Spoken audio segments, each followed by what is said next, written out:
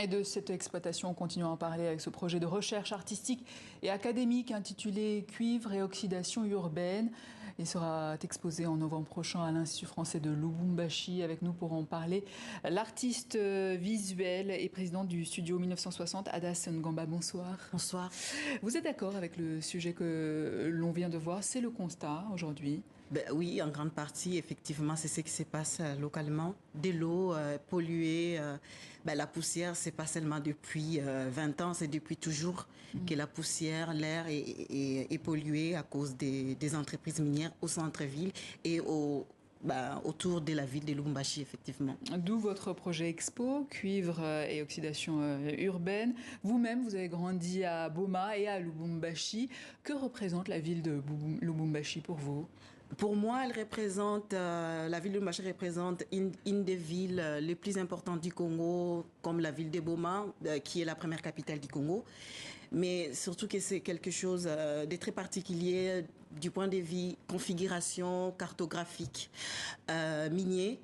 Mais aussi le fait vous en savez quelque chose parce que vous êtes criminologue de formation. Oui, effectivement. Donc j'ai enquêté déjà sur la cartographie depuis 2015 en tant qu'étudiante en criminologie. Mais après, en tant qu'artiste, j'ai commencé à regarder de plus près donc le plan même de la ville qui a été conçu à cause du cuivre même de l'espace, du territoire.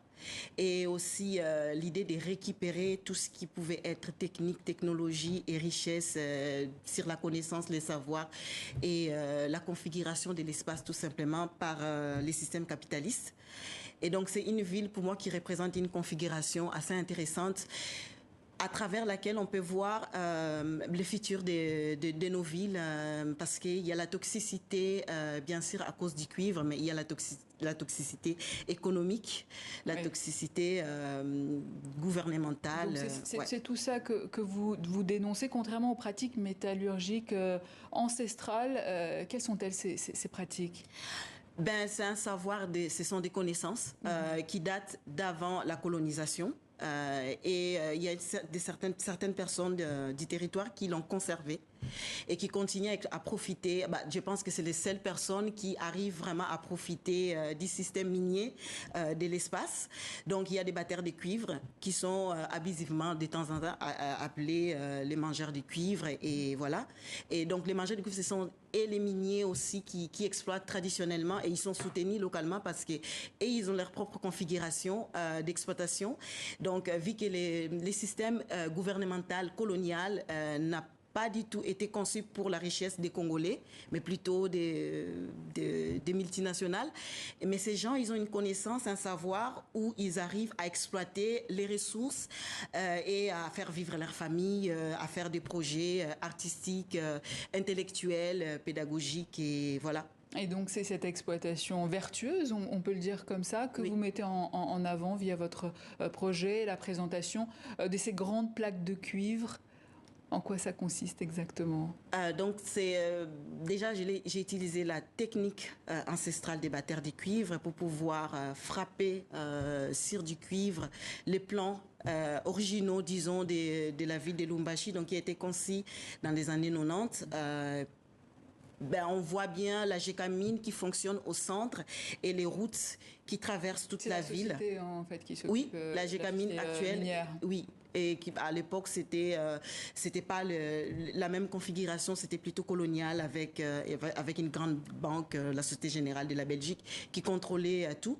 Mais on a des routes, on voit toutes les richesses comme ça, en fait, ça traverse l'espace. La ville est comme un corps humain, vous dites. Effectivement, pour pouvoir, c'est comme des veines, pour pouvoir parcourir le monde, mais pas du tout l'intérieur du pays. Donc c'est quelque chose qui a été configuré pour pouvoir servir à l'étranger. Et donc moi, j'ai fait partie d'une génération où on n'est pas du tout d'accord avec ça. Effectivement, les cuivres, c'est un élément important pour la transition écologique, mais les paradigmes de l'exploitation capitaliste. C'est bien pour la transition écologique, c'est-à-dire que contre le réchauffement climatique, effectivement.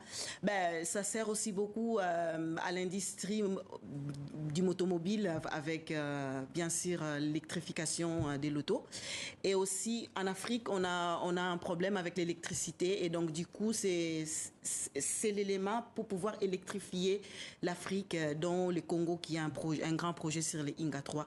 D'où l'enjeu politique derrière. Oui. Derrière votre projet également. Effectivement.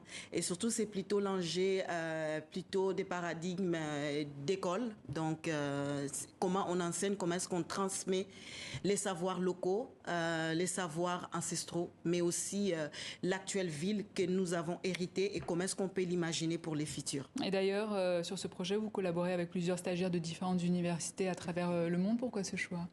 Ben, déjà, elles font partie des acteurs actuels de notre société, mais aussi ce sont les acteurs futurs qui vont continuer, disons, à conserver ou à configurer nos villes. C'est pour ça que j'ai pensé à travailler avec les étudiants. Mais il n'y a pas que des étudiants, il y a des chercheurs, il y a des directeurs d'institutions, il y a des scientifiques et aussi d'autres artistes qui travaillent avec moi. Parce qu'à terme, c'est évidemment d'appliquer ces projets à la vie réelle. Effectivement. L'idée, c'est de pouvoir produire des nouvelles connaissances pour la ville, pour la vie réelle, mais aussi de pouvoir penser à de nouvelles paradigmes à travers la ville de Lubumbashi, à travers sa configuration urbaine, écologique et grâce aux nouvelles technologies. Oui, et grâce aux nouvelles technologies, effectivement. La technologie XR, dites-vous. Oui. De quoi parle-t-on? Ça fait partie du projet que je vais exposer à l'Institut français de Lubumbashi.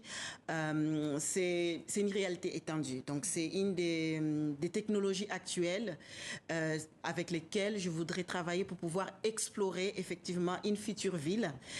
Pourquoi? Parce qu'il y a une possibilité de pouvoir miner toute la ville effectivement de Lubumbashi à travers des portes d'entrée, des portes de sortie où les gens peuvent interagir avec les matériaux que je vais miner dans les villes. Donc, il y aura plus seulement les mines minières, mais il y aura aussi les technologies actuelles qui nous aident à interagir avec l'espace, avec les territoires. Et donc, grâce à l'intelligence artificielle, Adas Ngamba, merci. Je rappelle que vous êtes artiste visuelle et présidente du studio 1960 et que vous exposerez le projet Cuivre et Oxydation urbaine en novembre prochain à l'Institut français de Lubumbashi. Merci. Merci à vous.